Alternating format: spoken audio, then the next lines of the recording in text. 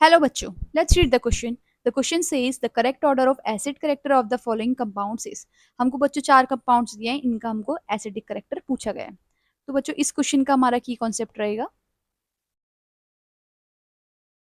Acidic character. अब acidic character क्या होता है? अगर हम एसिडिक करेक्टर की बात कर रहे हैं तो इसका मतलब हम किसी एसिड के एसिडिक करेक्टर की बात कर रहे हैं. तो एसिडिक करेक्टर किसी के भी एसिड की वो टेंडेंसी होती है जिससे वो H प्लस आयन लूज कर सकता है. तो हम बोल सकते हैं ability of an acid to lose H plus ions. ये हमारी होती है एसिडिटी या फिर एसिडिक करेक्टर. अब एक दो चीजें बच्चों हमको ध्यान में रखनी है. हमारा जो एसिडिक करेक्टर होता है वो सबसे पहले तो डायरेक्टली प्रोपोर्शनल होता है इलेक्ट्रॉन विदड्रॉइंग ग्रुप के, खींचने वाले ग्रुप. Electron withdrawing group. और इनवर्सली प्रोपोर्शनल होता है इलेक्ट्रॉन रिलीजिंग ग्रुप्स. मतलब जो इलेक्ट्रॉन डेंसिटी को बढ़ाएंगे वो इनवर्सली प्रोपोर्शनल होंगे इलेक्ट्रॉन रिलीजिंग ग्रुप्स. एक कॉन्सेप्ट और है बच्चों इस क्वेश्चन में, हमारा लगेगा यहाँ पे equivalent and non equivalent resonance का. Equivalent and non equivalent resonance का ये हम समझेंगे कैसे लगेगा.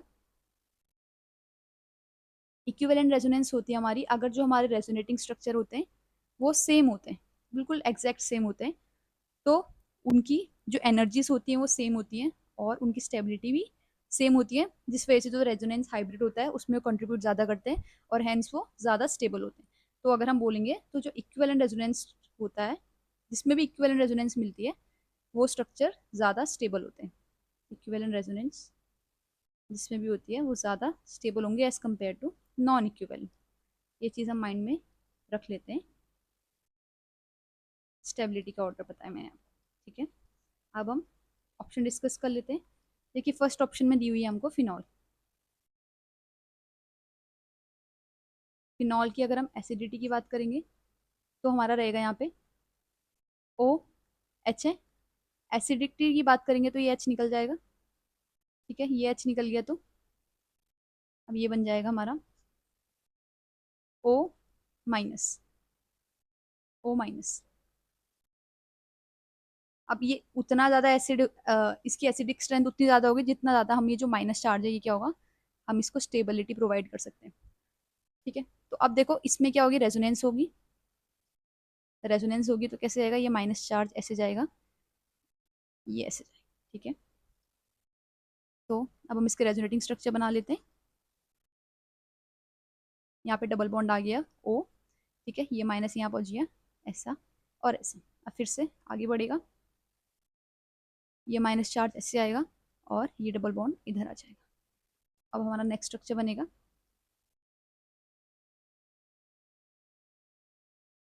ये यहाँ पर माइनस आ गया, यहाँ पर अब डबल बॉन्ड आ जाएगा, डबल बॉन्ड ओ. अब नेक्स्ट में क्या होगा हमारा, ये इधर खिसकेगा और ये डबल बॉन्ड यहाँ पर आ जाएगा. नेक्स्ट स्ट्रक्चर हमारा बन जाएगा डबल बॉन्ड ओ. ये यहाँ पर आ गया, माइनस चार्ज यहाँ पर आ गया और डबल बॉन्ड यहाँ पर.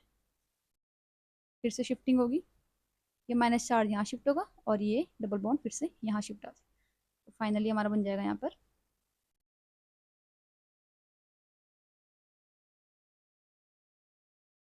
यहाँ पर आ गया इस बार.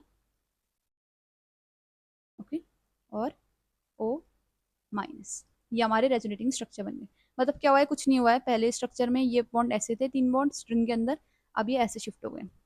ठीक है, तो इसका रेजोनेंस हाइब्रिड अगर हम बनाएंगे तो कैसे बन जाएगा फिर, ये और सब जगह घूम रहा है ये. ठीक है, और हमारा ये है माइनस चार्ज कहाँ पर आ रहा है, यहाँ पर आ रहा है एक बार, यहाँ पर भी आ रहा है और यहाँ पर भी आ रहा है. ठीक है, यहाँ पर ऐसे करके ओ हमारा ऐसे बन जाएगा. ठीक है, ये बन गया हमारा. तो अब क्या होगा फिर बच्चों, हमारा हमने देखा जो सारे हमारे स्ट्रक्चर्स हैं, ये जो स्ट्रक्चर्स हैं ये कैसे हैं, ये हमारे देखो कहीं से इक्विवेलेंट है क्या? सारे स्ट्रक्चर्स को जब हम देखेंगे तो क्या ये एक जैसे स्ट्रक्चर्स हैं? ये एक जैसे स्ट्रक्चर्स नहीं है। देखिए यहाँ पर सिंगल बॉन्ड है, यहाँ पर डबल बॉन्ड आ गया है। ठीक है, तो ये हम बोल सकते हैं ये हमारे नॉन इक्विवेलेंट स्ट्रक्चर हो गए। Non equivalent structure, non equivalent resonance होगी इनमें। नॉन इक्विवेलेंट रेजोनेंस होगी तो हर स्ट्रक्चर की स्टेबिलिटी डिफरेंट होगी। हर स्ट्रक्चर की स्टेबिलिटी डिफरेंट होगी, तो इससे क्या होगा? जो हाइब्रिड है वो उतना स्टेबल नहीं होगा जितना अगर हमारे पास इस केस में इक्विवेलेंट रेजोनेंस होती। तो हमने फर्स्ट ऑप्शन डिस्कस कर लिया है, ठीक है, इसकी एसिडिक स्ट्रेंथ हमने डिस्कस कर लिया। सेकंड ऑप्शन देख लेते हैं। सेकंड ऑप्शन में दिया हुआ है हमको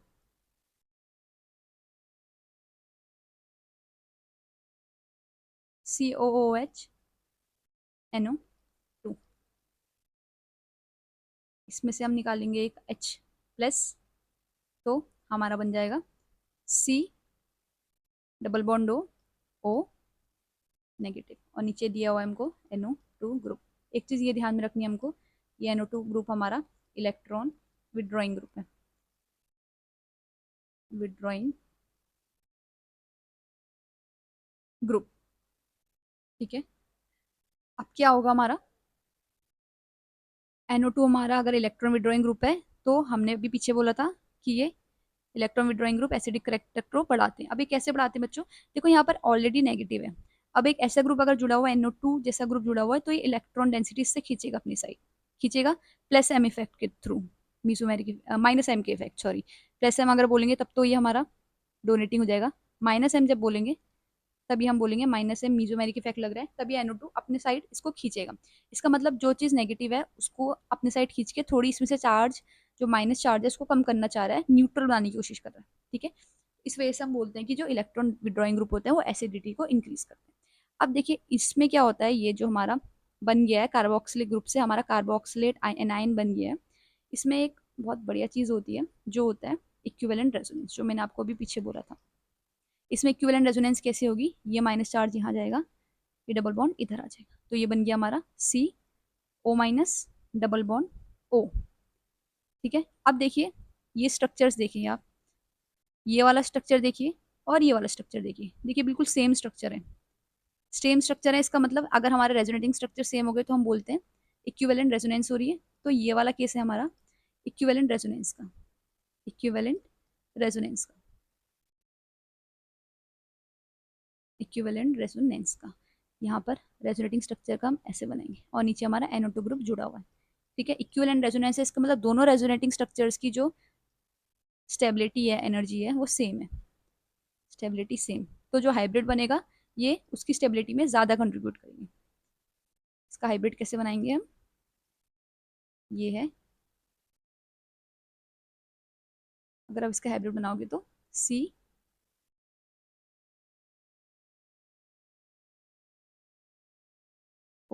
एक बार यहाँ पर आया था माइनस, एक बार यहाँ पर आया था माइनस। ठीक है, इस टाइप से बनाएंगे। तो हमने बोल दिया इसमें रेजोनेटिंग इक्विवेलेंट रेजोनेंस है, जिसकी वजह से क्या हुआ हमारा, जिसकी वजह से इसके जो दोनों रेजोनेटिंग स्ट्रक्चर है उनकी स्टेबिलिटी और एनर्जी सेम है, और वो जो हाइब्रिड बनेगा उसकी स्टेबिलिटी में ज्यादा कंट्रीब्यूट करेंगे। और हमको पता है कोई भी कंपाउंड हमेशा स्टेबल होना चाहता है, जितना स्टेबल होगा उतना फास्ट या उतना ज्यादा एसिडिक होगा वो। और इसमें तो NO2 भी लगा है, तो मतलब ये एक तो इक्विवेलेंट रेजोनेंस हो रही है और ऊपर से इलेक्ट्रॉन विड्रॉइंग ग्रुप भी है, तो मतलब दो चीजें कंट्रीब्यूट कर रही है इसकी एसिडिटी को बढ़ाने में। अब सी ऑप्शन देख लेते हैं। इसमें सिर्फ दिया हुआ है, इसमें दिया हुआ है COOH, इसमें कोई ग्रुप नहीं जोड़ा हुआ है, बाकी तो सेम है OH। इसमें भी फिर वही होगा, H निकलेगा यहाँ से, H निकल गया, फिर से यहाँ पर बन जाएगा हमारा इक्विवेलेंट रेजोनेंस का कॉन्सेप्ट। ये फिर ऐसे आएगा, ये फिर ऐसे जाएगा, फिर से हमारा बन गया। और इक्विवेलेंट रेजोनेंस मैंने बता दिया अभी आपको ज्यादा स्टेबल होती है, डबल बॉन्ड हो। अब लेकिन बी और सी में अगर कंपेयर करेंगे तो क्या चेंज है? बस एक ही NO2 ग्रुप का चेंज है। NO2 ग्रुप का चेंज है तो हम क्या बोलेंगे, बी या सी में से हमारा बी वाला ज्यादा एसिडिक है। क्यों? क्योंकि इसमें NO2 ग्रुप है, वो इलेक्ट्रॉन विड्रॉइंग ग्रुप की तरह काम कर रहा है और वो एसिडिक करेक्टर को हमारे बढ़ाएगा। ठीक है, अब फोर्थ ऑप्शन देख लेते हैं। अब दिया हुआ है COOH, ये हमारा सी ऑप्शन था। डी ऑप्शन देख लेते हैं। सी कार्बोक्सिलिक एसिड है तो हमारी इक्विवेलेंट रेजोनेंस होगी CH3। फिर से वही होगा, इक्विवेलेंट रेजोनेंस पाई जाएगी इसमें। यहाँ पर लगा हुआ है CH3, ये ऐसे जाएगा और ये ऐसे जाएगा, ऐसे सी डबल बॉन्ड O और O-CH3। अब ये CH3 ग्रुप बच्चों कौन सा इफेक्ट लगाता है? प्लस H इफेक्ट लगाता है और प्लस I इफेक्ट लगाता है ना, हाइपर कंजुगेशन और इंडक्टिव इफेक्ट लगाता है। ये हमारा एक टाइप का इलेक्ट्रॉन रिलीजिंग ग्रुप है, इलेक्ट्रॉन रिलीजिंग करता है ये। तो अब क्या बोलेंगे हम, देखो यहाँ पर ऑलरेडी माइनस है, ऑलरेडी माइनस चार्ज है, ये ऑलरेडी माइनस है, और अगर ये यहाँ से CH3 और इसको इलेक्ट्रॉन डेंसिटी प्रोवाइड करेगा तो ये और ज्यादा माइनस हो जाएगा, है ना। तो मतलब ये इसकी स्टेबिलिटी को कम कर रहा है, बढ़ा नहीं रहा है, कम कर रहा है। क्योंकि अगर माइनस है उसको न्यूट्रल करना है तो हमको कहीं ना कहीं से हमको पॉजिटिव चार्ज चाहिए।